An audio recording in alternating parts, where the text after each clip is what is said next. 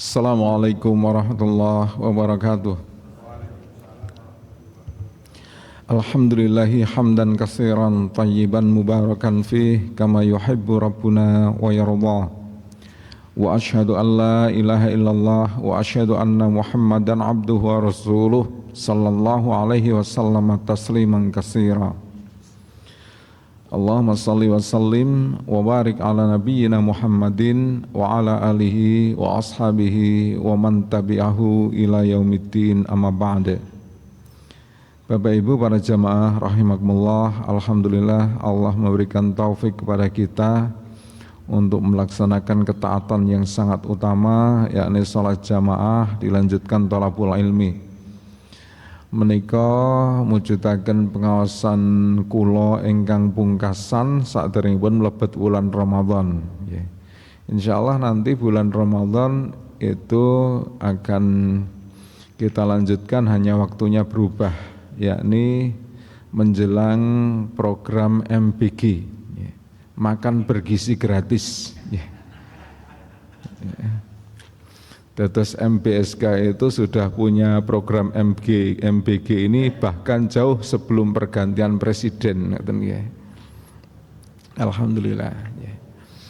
Bapak Ibu, mila wonten ing kesempatan menika kula badhe menuntaskan topik kajian terkait dengan hukum waris. Insyaallah ini yang terakhir. Yakni tentang masalah nasab anak zina atau anak yang merupakan hasil hubungan seorang laki-laki dan wanita di luar pernikahan yang sah. Rumiyin sampun kula aturaken bahwa anak zina itu tidak mewarisi dari bapaknya karena nasabnya terputus. Anak zina itu terhubung nasabnya hanya kepada ibunya. Itu yang pertama. Kemudian mengenai seorang wanita yang hamil di luar nikah, bolehkah dia itu menikah ketika dia itu belum melahirkan? Mila wonten ing mriki para ulama itu berbeda pendapat. Pertama, yang mengatakan boleh, yakni Imam Syafi'i dan Imam Hanafi. Bahkan Imam Syafi'i mengatakan boleh baik bagi laki-laki yang menghamilinya maupun laki-laki yang tidak menghamilinya, itu boleh menikahi wanita tersebut ketika wanita itu masih dalam kondisi hamil, belum melahirkan. Kemudian yang mengatakan tidak boleh adalah madhab Hambali dan madhab Maliki. Tidak boleh seorang wanita yang hamil itu dinikahi kecuali kalau dia itu sudah melahirkan. Nah kemudian bagi yang membolehkan, Imam Syafi'i dan Imam Hanafi, jika wanita yang hamil di luar nikah itu menikah saat dia itu masih hamil, maka ketika anaknya itu lahir, si anak ini nasabnya kepada siapa? Karena Nabi SAW mengatakan bahwa walil akhiri al-hajru, bagi orang laki-laki yang menghamili si wanita itu, maka dia itu tidak berhak atas si anak. Artinya si anak itu terputus nasabnya dari bapaknya. Dengan demikian si anak itu tidak berhak mewarisi bapaknya, dan juga bapaknya itu tidak berhak menjadi wali dari si anak tersebut. Nah, tapi kalau misalnya menikah sebelum kelahiran, itu si anak itu nasibnya kepada siapa? Mila wonten ing mriki nggih menika ada beberapa penjelasan. Jika si wanita itu dinikahi laki-laki yang menzinainya, maka di sini itu para ulama berbeda pendapat. Pertama, nasabnya itu akan tersambung kepada bapaknya itu yang kemudian menikahi ibunya. Jadi ini yang menikahi itu adalah laki-laki yang menzinainya. Dengan kata lain, yang menikahi itu adalah bapak biologis dari si anak itu.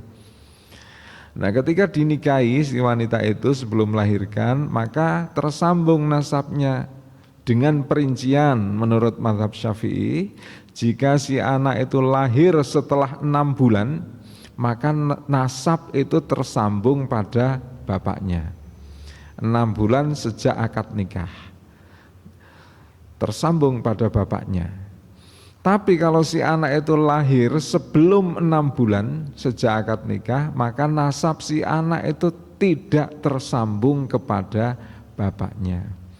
Kenapa demikian? Karena kalau belum 6 bulan itu si anak itu lahir, maka bisa dipastikan ini lahir dalam keadaan sehat, ngoten nggih, dalam keadaan hidup. Bisa dipastikan kalau belum 6 bulan itu sudah lahir, maka itu pasti merupakan hasil dari perbuatan zina, sehingga nasabnya itu tidak tersambung pada bapaknya. Tapi kalau lahirnya setelah 6 bulan, ini bisa termasuk anak yang prematur. Mungkin ya, kalau seseorang itu menikah, kemudian dia itu belum melakukan hubungan suami istri sebelum menikah itu. Kemudian setelah menikah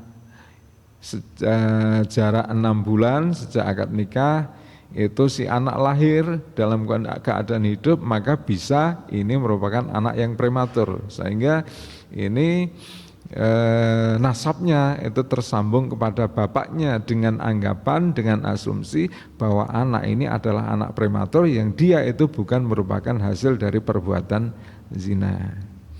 Imam Syafi'i itu mengatakan, walau zana bimra'atin fahamalat summa tazawwajaha fawaladat in ja'at bihi lisittati asyhurin fasaidan sabata nasabuhu.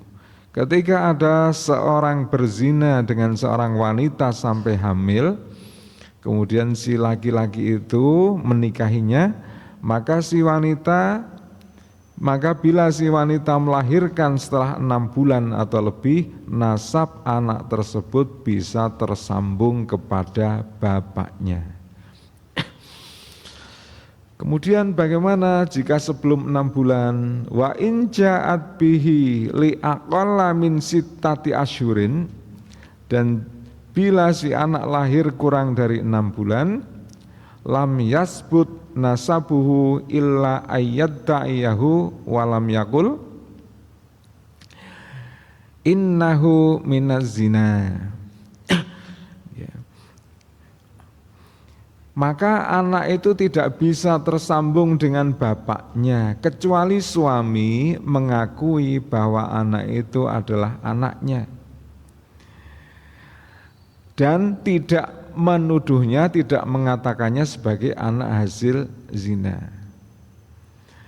Amma in qala innahu minni minaz zina, adapun jika bapaknya itu berkata anak ini dariku, dari hasil perbuatan zina, fala yasbut nasabuhu wala yaris minhu, maka nasabnya tidak tersambung pada bapaknya serta tidak mewarisi bapaknya. Jadi kalau anak itu lahir kurang dari 6 bulan, maka anak itu tidak bisa tersambung dengan bapaknya, kecuali jika suami itu mengakui bahwa ini anak itu adalah anaknya. Jadi si suami itu meskipun si anak itu lahir kurang dari 6 bulan, tapi jika si suami itu mengakui bahwa itu adalah anaknya dan tidak mengatakannya sebagai anak hasil zina, maka anak itu tersambung kepada si laki-laki yang mengawini ibunya itu atau bapak biologisnya itu. Jadi ini menurut mazhab Syafi'i tersambung tapi dirinci keadaannya. Kalau lahir setelah 6 bulan maka nasab itu tersambung pada bapaknya. Jika lahirnya sebelum 6 bulan maka nasab tidak tersambung pada bapaknya. Kemudian mazhab Hanafi ini bahkan lebih ekstrem lagi. Ini tidak dirinci kapan lahirnya, tapi ketika ayah biologisnya itu yang menzinai si wanita itu, yang menghamili si wanita itu menikahinya, maka itu akan tersambung secara mutlak. Imam Hanafi mengatakan in tazawwajaha qabla wad'iha walau biyaumin lahiqa bil waladu wa illam yatazawwajha lam yalhaq bih. Bila seseorang menikah dengan perempuan sebelum melahirkan, meskipun hanya dalam jarak sehari, maka anak bisa bernasab kepadanya. Dan bila tidak menikahinya, maka tidak bisa bernasab kepadanya. Jadi ada seorang laki-laki misalnya yang menzinai seorang wanita sampai hamil. Dan ketika genap kehamilannya itu pada usia 9 bulan kurang 9 hari misalnya ya. 9 bulan kurang 9 hari si wanita itu dinikahi dan esoknya si anak itu lahir. Ini menurut Imam Hanafi nasab si anak itu tetap tersambung kepada sang ayah. Dasar dari pendapat Imam Hanafi itu dikatakan summastadalu jami'an ma'a ihtilafi madzhabihim bima ruwiya an Umar bin Khattab radhiyallahu anhu annahu kana yalitu auladal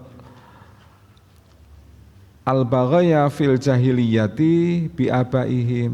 Para ulama itu mendasarkan pendapatnya terlepas dari perbedaan mazhab mereka kepada riwayat dari Umar bin Khattab bahwa beliau itu menasabkan anak-anak yang lahir di masa jahiliyah kepada bapak-bapak mereka. Anak-anak yang lahir di masa jahiliyah itu adalah anak-anak zina. Anak-anak yang lahir ketika orang tuanya itu belum Islam. Itu adalah anak-anak zina. Tapi Umar bin Khattab itu menasabkan si anak itu kepada bapak-bapak mereka. Nah, berdasarkan hal ini maka kemudian Imam Hanafi mengatakan bahwa anak yang lahir sebagai hasil dari perbuatan zina itu nasabnya adalah kepada ayah biologisnya yang menikahi ibunya itu meskipun hanya kurang sehari. Pendapat pertama menikah ya, nasabnya tersambung. Kemudian pendapat kedua, seorang laki-laki yang menghamili wanita kemudian menikahinya sebelum melahirkan itu nasabnya tetap tidak tersambung. Ini pendapat mazhab Hambali dan Maliki. Anak tersebut dinasabkan kepada ibunya, bukan kepada laki-laki yang menghamili ibunya, meskipun laki-laki itu kemudian menikahi ibunya. Dasarnya adalah hadis al-waladu lil firasyi walil akhiri al-hajru. Anak yang lahir adalah kepunyaan pemilik ranjang, yaitu suami yang sah. Dan pezinanya itu mendapatkan hukuman. Artinya di sini adalah orang yang berzina tidak mempunyai hak apapun atas si anak. Haknya hanya mendapatkan hukuman itu. Dia tidak berhak untuk mewariskan hartanya, tidak berhak untuk menjadi walinya dari si anak zina itu. Ini pendapat Imam Hambali dan Imam Malik. Nah, secara biologis si anak adalah anak laki-laki. Si anak adalah anak dari laki-laki yang menghamili dan menikahi ibunya. Ya. Jadi secara biologis ya, meskipun menapa menikah wau, ya, ini tidak berhak mewarisi, tapi si anak itu adalah tetap anak dari laki-laki yang menghamili ibunya itu secara biologis. Tapi secara hukum Meskipun setelah ibunya dinikahi, si anak lahir dalam perkawinan yang sah, namun anak itu tetap disebut anak zina. Jadi secara hukum tetap disebut sebagai anak zina. Meskipun dari sisi biologis anak itu memang anak dari si laki-laki yang menikahi ibunya. Kenapa demikian? Karena anak itu adalah lahir dari hasil perbuatan zina, sehingga berlaku hukum bagi anak zina dalam hal nasab. Dalam hal nasab, si anak zina itu terputus dari bapaknya, meskipun bapaknya itu memang benar-benar bapak biologis. Terputus hak warisnya dari sang bapak dan terputus dalam hal perwalian. Ini pendapat Imam Hambali dan Imam Maliki. Ini kalau yang menikahi itu adalah laki-laki yang memang menzinainya. Sekarang bagaimana jika yang menikahinya itu adalah laki-laki yang bukan menzinainya? Nah, ini sudah cukup jelas, para ulama sepakat.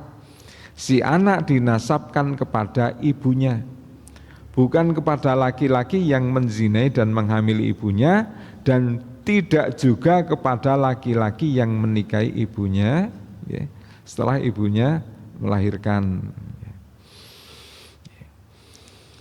Nah, tapi di Indonesia ya, di Indonesia ini kita akan melihat ada penafsiran yang berbeda terhadap pendapat para ulama itu. Jadi pendapat kedua itu ya, kalau yang menikah itu adalah laki-laki yang bukan menzinainya, maka jelas bahwa nasab si anak itu adalah kepada ibunya, bukan kepada laki-laki yang menikahi ibunya. Karena jelas ini adalah anak zina.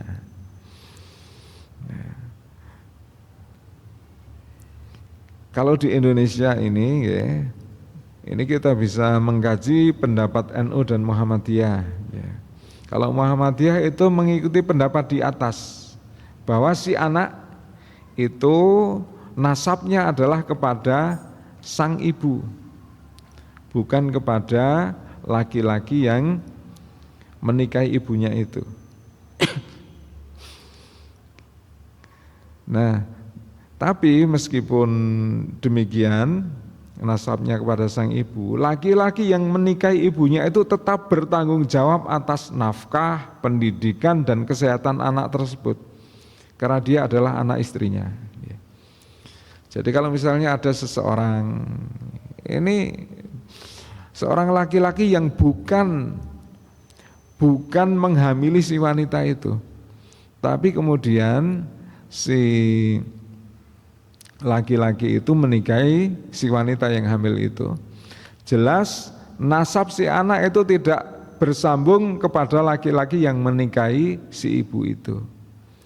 Tapi meskipun demikian ya, meskipun nasabnya tidak tersambung, si laki-laki itu tetap berkewajiban atas nafkah dari si anak, meskipun dia itu bukan anak biologisnya. Kenapa demikian? Karena dia sebagai seorang suami ya, dia berkewajiban untuk menafkahi istrinya. Sedangkan si anak zina itu adalah anak dari istrinya. Kemudian dari sisi perwalian dan pewarisan, laki-laki yang berzina dengan si wanita maupun yang menikahi wanita itu tidak berhak menjadi wali anak tersebut dan tidak mewarisi dengannya. Ini pendapat Muhammadiyah. Sekarang bagaimana pendapat Nahdlatul Ulama? Ketika saya membaca membaca hasil dari Bahsul Masail Alim Ulama NU di Lombok tahun 2017, saya kok merasa agak janggal dengan pendapat ini. Jadi pendapatnya begini. Imam Syafi'i dan Imam Hanafi itu kan mengatakan bahwa si anak itu tersambung nasabnya kepada sang bapak, yakni jika bapak itu adalah memang yang menzinai sang ibu atau menghamili sang ibu. Jadi ketika kemudian si lelaki itu menikahi si ibu dalam kondisi hamil, maka si anak itu tersambung. Nah, tapi pendapat dari Munas Alim Ulama NU itu mengatakan jika anak tersebut lahir setelah ibunya dinikahi baik oleh ayah biologisnya maupun orang lain, nah ini ya, maupun orang lain. Jadi kalau misalnya yang menikah itu adalah orang lain, bukan laki-laki yang menghamilinya, maka di sini ada tafsil, ada perincian. Jika janin itu lahir lebih dari 6 bulan, maka nasab anak itu jatuh kepada suami ibunya. Artinya si nasab si anak itu ketika si ibu itu dinikahi oleh orang lain, itu maka nasab si anak itu jatuh kepada suami ibunya meskipun suami ibunya itu bukan ayah biologisnya. Ini hasil dari Munas Alim Ulama NU tahun 2017. Saya belum mendapatkan penjelasan tentang ini. Insya Allah mungkin lain kali akan saya tanyakan kepada mungkin dari rekan-rekan di NU sendiri.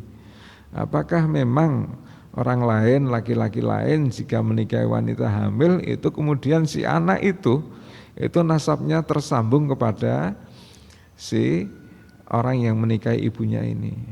Karena pendapat ini itu berbeda dengan pendapat mayoritas ulama. Tapi jika lahir kurang dari 6 bulan, maka anak itu tidak bisa bernasab kepada suami ibunya. Jadi ini yang agak janggal ya, yang A tadi. Masa si anak itu kemudian nasabnya kepada laki-laki yang secara pertalian darah itu tidak terhubung. Ini kan satu pendapat yang janggal. Janggal sampai detik ini. Mungkin kalau saya sudah mendapatkan penjelasan mungkin tidak menjadi janggal lagi. Nah, kemudian dalam hukum di Indonesia ini kita juga mendapati adanya satu hal yang juga janggal. Kenapa? Karena istilah anak yang lahir di luar nikah atau istilah antara anak zina dengan anak yang tidak sah itu berbeda. Jadi kalau dalam agama, dalam fikih, anak zina itu adalah anak yang dia itu satu lahir di luar nikah, kemudian yang kedua dia itu merupakan anak yang lahir dari hasil perzinaan. Ini disebut anak zina dan berlaku hukum-hukum anak zina di situ. Tapi kalau menurut perundangan yang berlaku di negara kita, anak zina itu adalah anak yang lahir di luar perkawinan yang sah.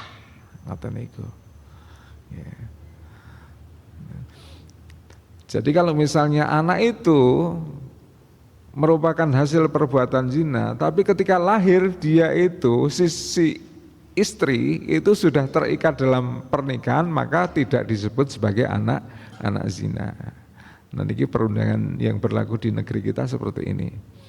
Ya, tapi kalau fatwa MUI ini tidak. Fatwa MUI itu menjelaskan anak hasil zina tidak mempunyai hubungan nasab, wali nikah, waris, nafkah dengan lelaki yang mengakibatkan kelahirannya. Ini fatwa MUI ini juga berbeda dengan pendapat Muhammadiyah misalnya. Kalau fatwa MUI kan ini terputus semuanya. Dari sisi nasab, wali nikah, waris, nafkah itu terputus. Tapi kalau Muhammadiyah kan mengatakan kalau anak zina itu hanya terputus dengan laki-laki yang menikahi ibunya itu dalam hal nasab, wali nikah, waris. Tapi dalam hal nafkah itu laki-laki yang menjadi suami ibunya itu tetap wajib mencukupi nafkahnya. Kemudian fatwa MUI yang kedua, anak hasil zina hanya mempunyai hubungan nasab, waris dan nafkah dengan ibunya dan keluarga ibunya. Fatwa MUI ini juga berbeda. Jadi kita melihat bahwa hukum mengenai anak di luar nikah ini di Indonesia itu masih belum menemukan satu kesepakatan. Undang-Undang Perkawinan UU nomor 1 tahun 74 pasal 3 ayat 1 dan kompilasi hukum Islam pasal 186 mengatakan anak yang lahir di luar perkawinan hanya mempunyai hubungan saling mewarisi dengan ibunya dan keluarga ibunya dari pihak ibunya. Ini yang mewarisi dari ibunya itu hanya anak yang lahir di luar perkawinan menurut aturan perundangan ini. Tapi kalau dalam Islam, ya, meskipun itu lahir dalam perkawinan, tapi kalau lahirnya itu kurang dari 6 bulan, itu tidak mewarisi dari bapaknya.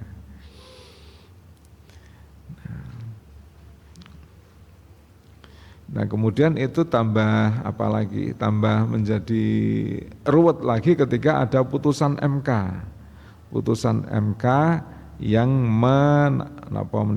membatalkan Undang-Undang nomor 1 tahun 74. Yang intinya adalah bahwa ya kalau Undang-Undang 1 tahun 74 itu kan anak itu hanya saling mewarisi dengan ibunya. Ya. Tapi kalau putusan MK kemudian membatalkan itu. Si anak itu tidak hanya mewarisi dengan keluarga ibunya, tetapi si anak itu bisa mewarisi dari sang ayah, dari ayahnya. Asal dibuktikan berdasarkan ilmu pengetahuan bahwa si anak itu memang anak dari si ayah itu. Meskipun anak itu merupakan anak hasil perzinaan. Nah, akibat hukum dari adanya putusan MK, anak zina juga mendapat hak waris dari ayah biologisnya. Ini berbeda lagi ya dengan fikih Islam. Nah, NU itu memandang bahwa putusan MK tersebut tidak sepenuhnya bertentangan dengan rumusan hukum fikih. Kalau pasal 42 KHI dan pasal 99 itu menjelaskan bahwa anak yang sah adalah anak yang dilahirkan dalam atau akibat perkawinan yang sah. Jadi selama anak itu lahir dalam satu perkawinan, meskipun dia itu adalah anak hasil zina, tapi itu tetap dianggap anak yang sah.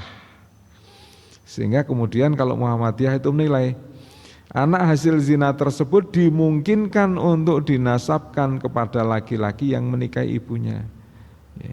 Dengan adanya pasal KHI ini, pasal KHI pasal 242 itu, maka anak hasil zina tersebut dimungkinkan untuk dinasabkan kepada laki-laki yang menikahi ibunya, meskipun laki-laki tersebut bukan orang yang menghamili wanita itu.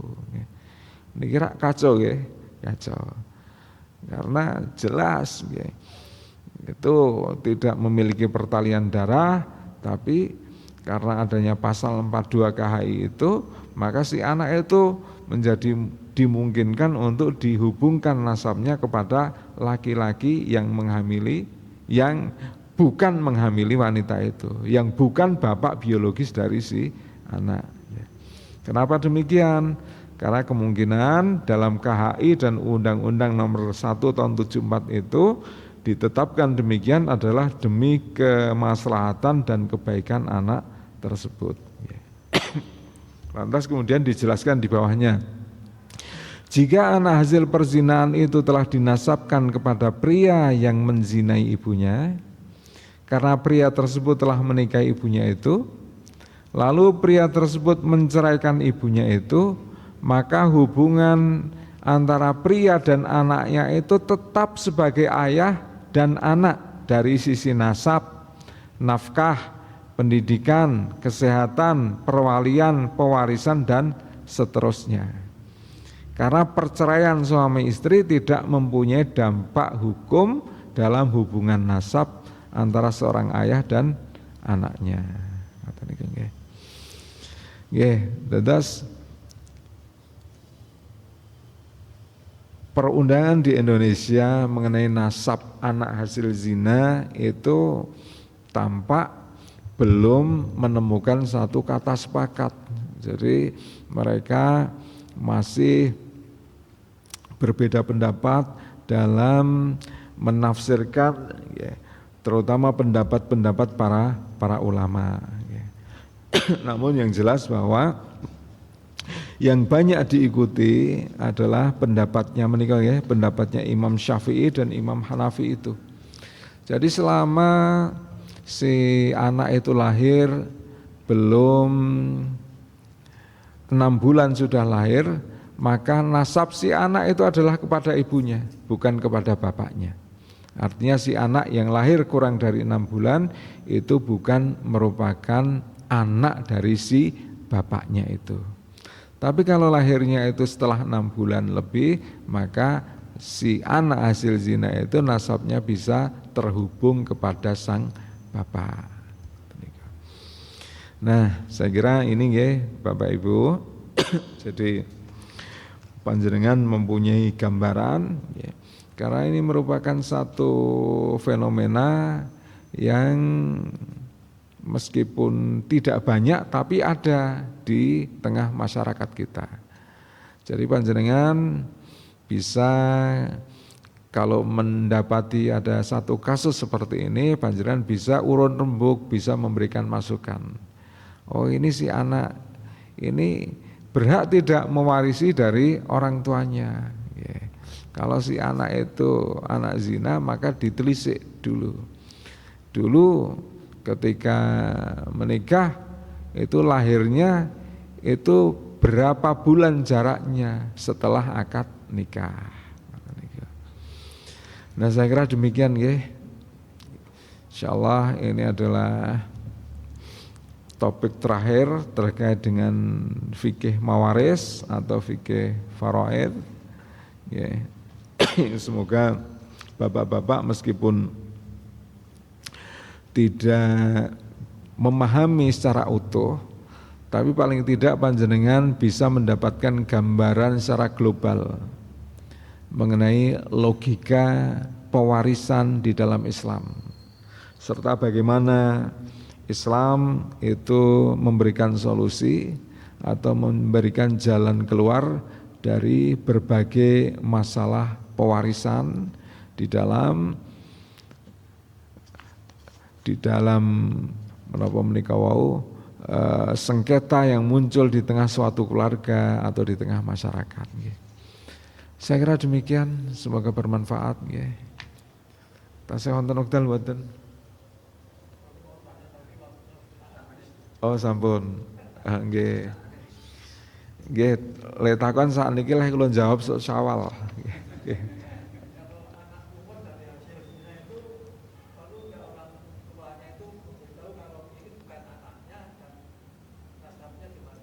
Nggih, anak bu, nggih, iya.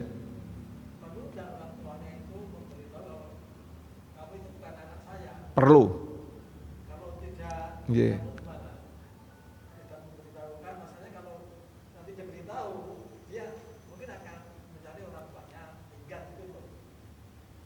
Makanya itu cara menyampaikannya itu dengan cara bijak, dan ketika si anak itu usianya sudah dewasa, sudah bisa berpikir jernih. Kenapa demikian? Ya, karena ya, salah satu dosa besar itu adalah ini masalah nasab, menasabkan seseorang kepada, memutus nasab atau menasabkan seseorang kepada orang yang bukan, tidak memiliki pertalian darah. Sampai kemudian Rasulullah itu turun ayat mengenai Zaid bin Sabit itu, nggih. Jadi waktu itu orang memanggil Zaid itu dengan Zaid bin Muhammad, padahal Zaid bin Sabit itu adalah ya, anak angkatnya Nabi. Maka ditegur bahwa si anak itu nasabnya itu bukan kepada ayah angkatnya itu, tetapi nasabnya itu adalah kepada orang tuanya atau ayah biologisnya. Ngoten nika. Mekaten nggih, tetap perlu diberitahu agar tidak terjadi pemutusan nasab atau pengalian pengkaburan nasab. Hanya saja caranya bijak. Mekaten, mugi-mugi wonten manfaatipun. Nasrun minallah wa fathun qarib. Wassalamualaikum warahmatullahi wabarakatuh.